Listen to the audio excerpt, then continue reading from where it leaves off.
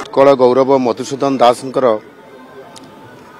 पवित्र जन्म जयंती आ शुभ अवसर में आज मुझे गभीर श्रद्धांजलि अर्पण करुच्ची। 1848 मसीहा आज दिन में से कटक जिलार सत्यभामापुर ठारे जन्मग्रहण करते। मधुबाबू थे ओडिया जातिर गर्व एवं गौरवर प्रतीक एवं स्वतंत्र ओडिशा प्रदेश गठन में से मुख्य भूमिका ग्रहण करते।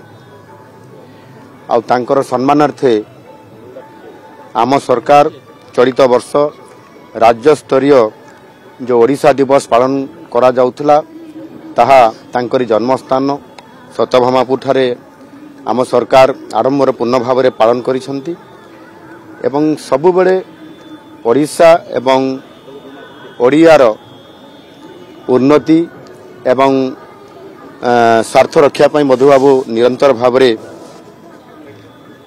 ओडिशार स्वाभिमान को बजाय रखा संघर्ष कर आसुथिले एवं से चाहूले सबुबले ओडिशार सामग्रिक किभली भाव विकास हो आउ सेथिपाई से शिल्प प्रति प्राधान्य देइथिले एवं सेथिपाई मध्य से प्रतिष्ठा करथिले उत्कल ट्यानेरी एवं ओडिशा आर्ट पयार एभली अनेक शिल्प मध्य से प्रतिष्ठा करथिले से समय रे।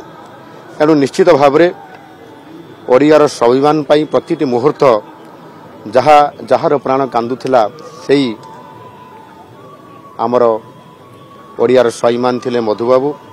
आज से जुग जन्मान जन्म दिवस रे एही पूज्य पूजार परंपरा को बजाय रखिया पाई एवं ओडिया अस्मिता को बजाय रखिया पाई आम सरकार प्रतिश्रुतिबद्ध।